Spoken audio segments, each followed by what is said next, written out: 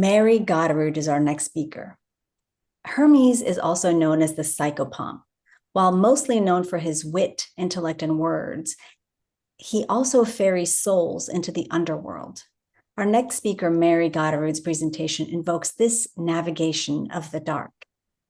When she's not gazing into the abyss or contemplating the heavens above, astrologer, artist, and activist Mary Gaterud enjoys the simple pleasures of country life.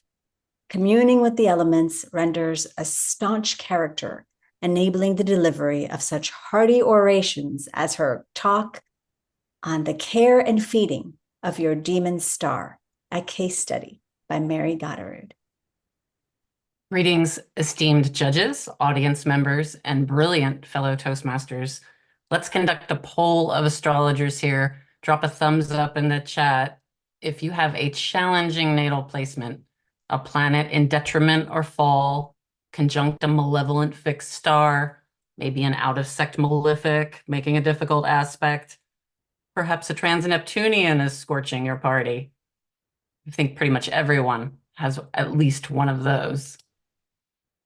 During one of the Kepler College classes in which I've had the very good fortune to serve as an assistant, a conversation ensued regarding Algol, a notorious celestial body. A student had her natal moon conjunct Algol and bemoaned that there were only dire delineations. I knew of a certain artist who had the star prominently placed in his chart, and it prompted me to explore further how one can be in relationship with these darker cosmic energies and give them expression without the more unsavory manifestations. Trigger warning. There may be some graphic content ahead, gentle listeners, that may not be suitable for delicate constitutions. Algol is an eclipsing binary star system, pictured in the top right. Currently at 26.5 degrees of Taurus, it is the eye in the head of Medusa, held by Perseus in that eponymous constellation. Medusa, of course, was the Gorgon with snakes for hair, who would turn to stone any who caught her gaze. Perseus is the hero of this Greek myth, who, armed with an invisible cloak from Hades and a shield from Athena, slayed this monster and then performed all sorts of fantastic feats with her head. Medusa, and subsequently Algol, have a strong association with magic and protection. But this correspondence is obscured by the more gruesome qualities ascribed to the star, and with very good reason. Astrologers Bernadette Brady and the late Diana Rosenberg both discuss Algol and its prominence in the mundane charts of major disasters, specifically including violence, beheading, hanging, choking, asphyxiation, electrocution, murder, and mass killings, as well as the first detonations of the nuclear bomb. Throughout history and across cultures, it has been associated with all manner of evil and misfortune. Research published within the last decade posits Algol's periodicity as it was known and interpreted by the ancient Egyptians. They documented the cycles of Algol, ascribing ill fortune to Algol's dark phases, and may be the origin of the sinister quality of the number 13, which relates to a larger cycle of Algol's eclipsing patterns. The Chinese referred to it as the fifth star of mausoleum in a group of stars or asterism known as piled up corpses. The name Algol comes from the Arabic ras al-ghul, or demon's head, and is the root from which the word for alcohol is derived. There is a consistent association with losing one's head. And interestingly, in modern medicine, algolology is the study of pain.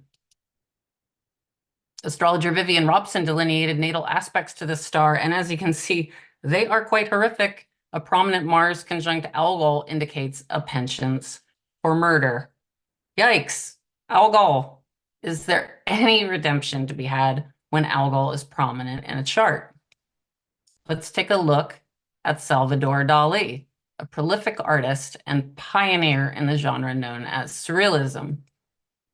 The imagery in his groundbreaking work is replete with macabre images of mutation, melting objects, dismembered bodies, corpses, abundant references to nuclear mysticism and scenes from an alternate reality, as well as the sexual power of women, a trope embedded in the myth of Medusa.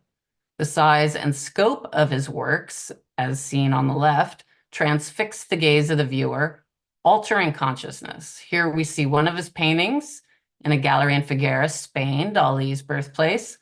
The subject and scale demands the viewer enter into another reality. And even in his photographic portraits, we have an Algol flavor, as he is seen here with a head, and in the previous iconic photo with women's bodies forming a skull. In Dali's Nativity, we see an out-of-sect Mars in detriment in Taurus, on Algol with the Sun and Mercury. Notably, Mars rules Dali's 5th house of creativity and 10th house of career and reputation. According to Robson, this could very well be the chart of a famous serial killer. But Dali gives us clues and a fascinating intimation about his relationship with this animistic force in his memoir titled The 50 Secrets of Magical Craftsmanship. In it, he clearly describes his cultivation of a state of consciousness called hypnagogia, the liminal space between wakefulness and sleep. Many artists and inventors are known to have induced heightened creativity by similar methods. Dali would take naps in a chair with a steel ball in his hand so that he would wake when the ball hit the floor, allowing him to recall and reproduce the images that appeared in his mind's eye during the hypnagogic moment. This is a very deliberate method of achieving an altered state or losing one's mind and then documenting it. At the very end, Dali writes, "The last secret of this book is that before all else, it is absolutely necessary that at the moment when you sit down before your easel to paint your picture, your painter's hand be guided by an angel. Perhaps with a proper care and feeding of one's demon star, it can transform into a creative angelic muse. When you contemplate your relationship with your own challenging natal placements, remember Salvador Dali and imagine what else is possible." As Diana Rosenberg points out, one is not consigned to horror and mayhem with Algol prominent in the natal chart, but an intentional relationship, dare I say magical, may help to potentiate the creative force in lieu of destruction.